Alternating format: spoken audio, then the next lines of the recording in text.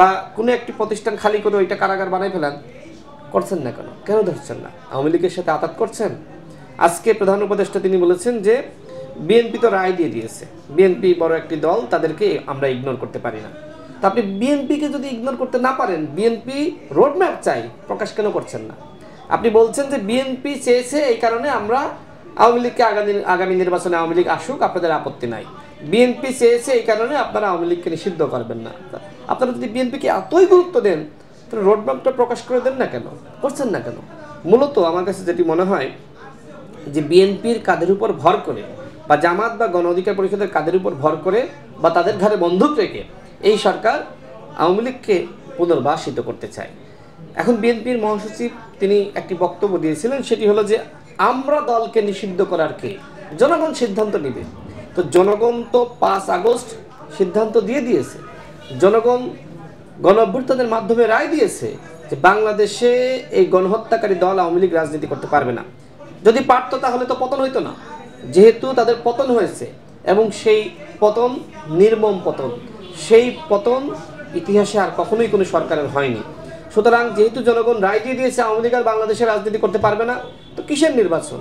আওয়ামী লীগ বিচার হওয়ার আগে, গণহত্যার বিচার হওয়ার আগে আওয়ামী লীগ বাংলাদেশে আর কোনো রাজনীতি করতে পারবে না এবং নির্বাচনে অংশ নিতে পারবে না।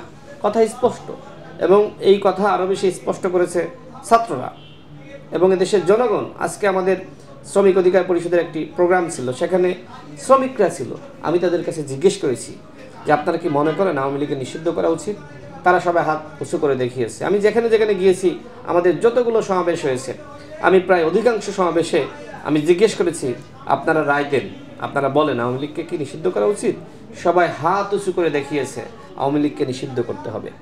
গণহত্যার পরে কোনোভাবেই একটি দল রাজনীতি করতে পারে না, কোনোভাবেই পারে না, কোনোভাবেই ওই ব্যানার থাকতে পারে না। দেখেন ৭১-এর পরে শেখ মুজিবের নেতৃত্বে বাংলাদেশে জাসদের ৩০,০০০ নেতাকর্মীকে গুলি করে কুপিয়ে বিভিন্নভাবে গণহত্যার ঘটনা কিন্তু ঘটেছে। শেখ মুজিবের নির্দেশনায় ঘটে নাই? ঘটছে তো। ঠিক একইভাবে তার কন্যার নির্দেশনায় এই যে ১৫০০ শহীদ বা ২০০০ শহীদ এবং ৩০,০০০ তারা আহত হয়েছে। অর্থাৎ আওয়ামী লীগ তারা কিন্তু 2 বার গণহত্যা চালিয়েছে। আওয়ামী লীগকে শেখ মুজিব নিজেই বিলুপ্ত করেছিল বাকশাল গঠন করার মাধ্যমে। তা আমি মনে করি এইবার জনগণের উচিত এই গণহত্যার পরে আওয়ামী লীগকে নিষিদ্ধ করা। সেই দাবি তো আছে, জনগণ চায়। ডক্টর ইউনূস স্যার বলেছেন যে ছাত্ররা আমাকে নিয়োগ দিয়েছে এবং জনগণ সমর্থন দিয়েছে। তো সেই ছাত্ররা এখন তো আওয়ামী লীগকে নিষিদ্ধ চাচ্ছে, যারা আপনাকে নিয়োগ দিয়েছে। তা আপনি চান না কেন? আপনি বিএনপির ঘাড়ে আপনি বন্দুক রাখছেন, আপনি জামাতের ঘাড়ে বন্দুক রাখছেন, বলছেন যে তারা চায় না বলে আপনিও চান না। মূলত ডক্টর ইউনূস নিজেই আসলে আওয়ামী লীগকে নিষিদ্ধ করতে চায় না। সুতরাং ওই কিভাবে একটি পথ আবিষ্কার করা যায় ওই জায়গা থেকে আপনার বের হয়ে আসা, সেই জন্যই তিনি আজকে এই ধরনের বক্তব্য দিয়েছেন কিনা সেটি নিয়েও আমাদের আসলে তদন্ত বা খতিয়ে দেখা দরকার। আমরা অবশ্যই ইউনূস স্যারকে ভালোবাসি, পছন্দ করি, কিন্তু আওয়ামী লীগকে ন্যূনতম স্পেস দিলে আমরা সেটি মানব না, জাতীয় পার্টিকে ন্যূনতম স্পেস দিলে আমরা সেটি মানব না। আমরা স্পষ্টভাবে আমরা বলে এসেছি যে জাতীয় পার্টি আওয়ামী লীগকে এবং 14 দলের দোসর তাদেরকে কোনোভাবেই স্পেস দেওয়া যাবে না। আমরা স্পষ্টভাবে তাদেরকে আমরা বলেছি যে আপনাদেরকে রোডম্যাপ প্রকাশ করতে হবে, কিন্তু আমাদের কথা তো গুরুত্ব দিচ্ছে না। এই যে উপদেষ্টা নিয়োগ দেওয়া হলো 5 জন, কাদের সাথে আলোচনা করলো? কোনো দলের সাথে আলোচনা করে নাই। এবং এখানে দেখেন যে এই উপদেষ্টা পরিষদে 13 জন চট্টগ্রামের, বাংলাদেশে আর বিভাগ নাই। এবং এইখানে যারা আছে অধিকাংশই এনজিও সেক্টরে তাদের অভিজ্ঞতা রয়েছে, আর কোনো সেক্টর নাই। আমলাদেরকে বসাইলেন, 11 দশকদেরকে বসাইলেন, আওয়ামী লীগকে যারা পুনর্বাসন করছে, যারা মুজিববাদী তাদেরকে বসাইলেন। তা বিপ্লবীরা কোথায়? 3 জন ছাত্র উপদেষ্টা ব্যতীত এবং ডক্টর আসিফ স্যার, এই যে কয়েকজন ব্যতীত, আর বিপ্লবী কোথায়? প্রত্যেকের স্টেক আপনি নিশ্চিত করবেন না, তাহলে কিসের বিপ্লবী সরকার? এই সরকার তো কোনো বিপ্লবী সরকার হয়নি। এই সরকার সংবিধান মেনে শপথ নিয়েছে। যে উপদেষ্টা, তিনি উপদেষ্টা তখন হননি, তিনি বলছেন যে 5 আগস্টের পরেই সংবিধান অকার্যকর হয়ে পড়েছে। তার মানে কি? তার মানে রাষ্ট্রপতি অবৈধ। সংবিধান অকার্যকর হওয়া মানে রাষ্ট্রপতি অবৈধ। তিনি আবার পরবর্তীতে ওই সংবিধান মেনে ওই অবৈধ রাষ্ট্রপতির হাতেই শপথ নিলেন। এই যে রাষ্ট্র চলছে এইভাবে, এই যে উপদেষ্টা পরিষদ চলছে এইভাবে, এবং উপদেষ্টা পরিষদ নিয়ে ইতিমধ্যে বিতর্ক শুরু হয়েছে। সুতরাং এই সরকার যদি আসলেই রাষ্ট্র সংস্কার করতে চায়, সবার আগে এই উপদেষ্টা পরিষদের সংস্কার দরকার। বিপ্লবী চেতনার মানুষ ছাড়া কোনোভাবেই একটি রাষ্ট্র গণঅভ্যুত্থানের পরে সঠিকভাবে পরিচালিত হতে পারে না। এইখানে প্রত্যেকের স্টেক নিশ্চিত করতে হবে। গণ অধিকার পরিষদের স্টেক কোথায়? 18 সালে কোটা সংস্কার আন্দোলনের নেতৃত্ব আমরা দিয়েছি, সফল হয়েছি। সেই কোটা আন্দোলনকে কেন্দ্র করেই তো গণ অভ্যুত্থান। আমরা রক্ত দিলাম, জীবন দিলাম, জেল জুলুম নির্যাতন নিপীড়নের শিকার হলাম। তাহলে গণ অধিকার পরিষদের স্টেক কোথায়? গণ অধিকার পরিষদকে তো কোনো কাজেই সম্পৃক্ত করা হচ্ছে না। গণ অধিকার পরিষদের কাছ থেকে সহযোগিতা চাওয়া হচ্ছে না। ঠিক একইভাবে বিএনপির স্টেক কোথায়? জামাতের স্টেক কোথায়? গণতন্ত্র মঞ্চের স্টেক কোথায়? ইসলামিক দলগুলোর স্টেক কোথায়? এই আন্দোলনে প্রাইভেট বিশ্ববিদ্যালয়ের শিক্ষার্থীদের যে ভূমিকা, তাদের স্টেক কোথায়? তাদের উপদেষ্টা কোথায়? এই আন্দোলনে 7 কলেজের যে ভূমিকা, ঢাবি অধিভুক্ত, তাদের ভূমিকা কোথায়? তাদের স্টেক কোথায়? তাদের স্টেকটা কোথায়? তাদের ভূমিকা সম্পর্কে আমরা সবাই জানি। এবং এই আন্দোলনে মাদ্রাসার শিক্ষার্থীদের যে ভূমিকা, হেফাজতের যে ভূমিকা, তাদের স্টেক কোথায়? শুধুমাত্র আপনি যদি মনে করেন যে ছাত্রদেরকে 3 জন নিলাম আর বাকিরা যারা সুশীল, যারা বুদ্ধিজীবী, যারা আমলা, যারা শেখ মুজিববাদী, তাদেরকে নিয়ে উপদেষ্টা পরিষদ গঠন করলাম আর রাষ্ট্র সংস্কার হয়ে গেল, কোনোভাবেই সম্ভবপর নয়। বরং যাদের স্টেক ছিল প্রত্যেককে নিয়ে বিপ্লবী সরকার গঠন করা দরকার ছিল, সেটি কিন্তু এই সরকার করে নাই। যে কারণে আমরা দাবি করছি যে রাষ্ট্র সংস্কারের আগে এই উপদেষ্টা পরিষদের সংস্কার করতে হবে। ডক্টর মোহাম্মদ ইউনূস স্যার, তিনি আমাদের সকলের প্রিয় এবং সবার কাছে গ্রহণযোগ্য। তিনি যে বক্তব্যগুলো জাতির উদ্দেশ্যে দিয়েছেন, সেই বক্তব্যগুলো মানুষ গ্রহণ করেছে। কিন্তু তিনি আরেকটি বিষয় নিয়ে আসলে এক ধরনের ধোঁয়াশা রেখে দিয়েছেন। সেটি হলো রোডম্যাপ বা এই সরকারের পরিকল্পনা। এই সরকার আসলে কি করতে চায়, তার রূপরেখাটা কি, তার প্ল্যানটা কি, সেটি আসলে প্রকাশ করা দরকার। কিন্তু তিনি কয়েকটি বক্তব্য দিলেন, কোথাও তিনি এই রোডম্যাপের ঘোষণা দিলেন না।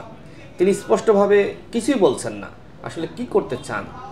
তিনি যেহেতু আমেরিকার সাথে তার খুব ভালো সম্পর্ক, বা পৃথিবীর বিভিন্ন দেশে তিনি ট্যুর করেছেন, বিভিন্ন প্রোগ্রামে গিয়েছেন এবং আন্তর্জাতিক যে বিশ্ব, সেই রাজনীতি সম্পর্কে তিনি জানেন। পরিকল্পনাবিহীন কোনো সরকার চলতে পারে না। কোনো সরকারের প্ল্যান ছাড়া বা রূপরেখা ছাড়া সেই সরকার কোনোভাবেই চলতে পারে না। বর্তমানে যে সরকার, অন্তর্বর্তীকালীন সরকার, আমাদের সকলের সরকার, আমরা দাবি করছি যে এই সরকার আমাদের গণ অভ্যুত্থানের সরকার, আমাদের আন্দোলনের সরকার। কিন্তু এই সরকার যদি কোনো প্ল্যান না দেয়, কোনো পরিকল্পনা না দেয়, যদি কোনো রূপরেখা প্রকাশ না করে, তাহলে তো ধোঁয়াশা সৃষ্টি হবে। যে কারণেই রাজনৈতিক দলগুলো তার বক্তব্য গ্রহণ করতে পারছে না। তিনি মিষ্টি কথা বলছেন, অনেক গুছিয়ে কথা বলছেন, অনেক স্মার্টলি কথা বলছেন। তিনি কোনো সামনে কোনো লিখিত বক্তব্য রাখছেন না। তিনি তার আবেগ থেকে, তার বিবেক থেকে, তার মেধা থেকে তিনি বক্তব্য দিচ্ছেন। এটি খুবই চমৎকার। এর আগে আমরা দেখেছি যে এ ধরনের সরকার প্রধান কখনোই আসেনি, যিনি আসলে এত চমৎকারভাবে কথা বলেন, মানুষকে মুগ্ধ করেন এবং মানুষ তার বক্তব্য গ্রহণ করে। কিন্তু আপনি যতই মিষ্টি কথা বলেন, কিন্তু আপনি যদি পরিকল্পনা প্রকাশ না করেন, তাহলে ওই গল্প বলিয়ে মানুষকে খুব বেশি দিন আসলে ঘুম পাড়ানো যায় না। মানুষকে কিছু দিতে হবে, কি করতে চান বলতে হবে। অন্যথায় মিষ্টি কথাও একসময় কিন্তু তিক্ত হয়ে যায় বা মানুষকে কষ্ট দেয়, মানুষকে ধোঁয়াশার মধ্যে ফেলে। আরেকটি বিষয় হলো, সেটি হলো যে ডক্টর ইউনূস স্যার তিনি আল জাজিরাকে একটি সাক্ষাৎকার দিয়েছেন। সেখানে তিনি বলেছেন যে আমরা সর্বোচ্চ 4 বছরের বেশি আমরা থাকবো না। দেখেন, এর আগে সেনাপ্রধান তিনি বললেন যে এই সরকারকে আমরা 1.5 বছর, মানে 18 মাস আমরা সমর্থন দিব বা সহযোগিতা করব। এখন যদি ডক্টর ইউনূস স্যার 4 বছর থাকতে চান, তাহলে তো সেনাপ্রধান বলেছেন যে তিনি 1.5 বছর সমর্থন দিবেন, সহযোগিতা করবেন। বাকি 2.5 বছর কে তাকে সহযোগিতা করবে? রাজনৈতিক দলগুলো সেনাপ্রধানের বক্তব্যকে কেন্দ্র করে কোনো সমালোচনা করেনি। মনসম্মতি, চুপ থাকা মানে কি? মনসম্মতি দিয়েছে। সেই জায়গায় এখন যদি আবার ডক্টর ইউনূস স্যার মনে করেন যে তিনি 4 বছর থাকবেন, সেটি জনগণ কোনোভাবেই মানবে না, রাজনৈতিক দলগুলো মানবে না। কারণ কি? কারণ এই সরকারের 3 মাস ইতিমধ্যে অতিবাহিত হয়েছে, 100 দিন অতিবাহিত হয়েছে। অর্জনটা কি? ব্যর্থতা এবং ব্যর্থতা।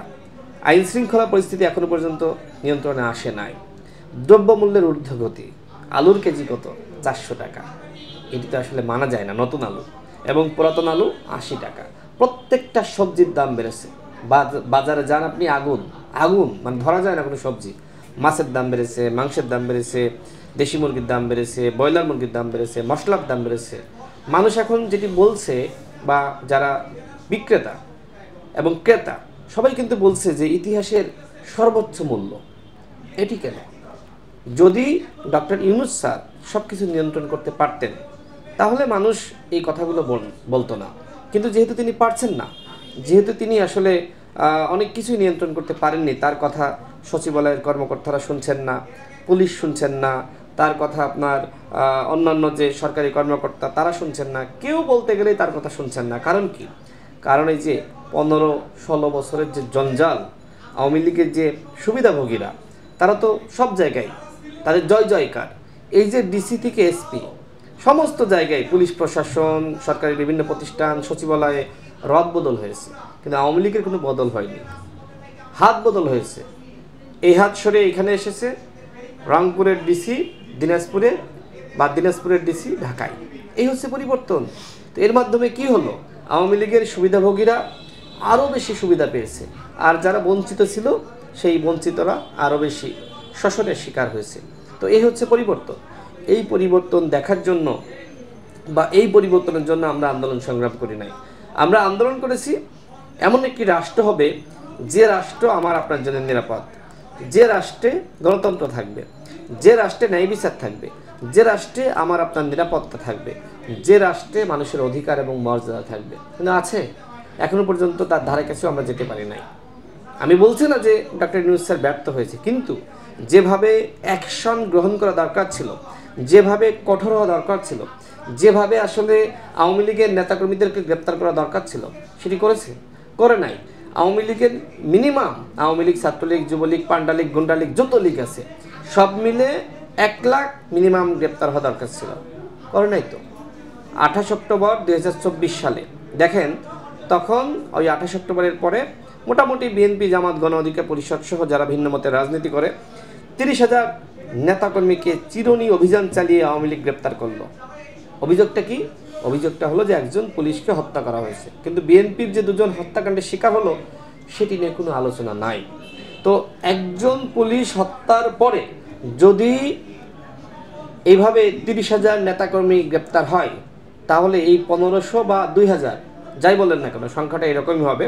এই যে শহীদ, তাহলে প্রতিজনের জন্য আপনি 30,000 ধরেন, তাহলে কত হয় সংখ্যাটা কত হয়? তো আমি ধরে নিলাম যে ঠিক আছে, এত ধরার দরকার নেই, কিন্তু মিনিমাম তো 1000 ছাত্রলীগ, যুবলীগ, পান্ডা লীগ, গুন্ডা লীগ, যত লীগ আছে আপনি তো 1 লাখ মিনিমাম ধরবেন। তো 1 লাখ তো ধরেন নাই। আপনি যদি মনে করেন যে কারাগারে ধারণ ক্ষমতা নাই, তাহলে নতুন একটি কারাগার তৈরি করেন,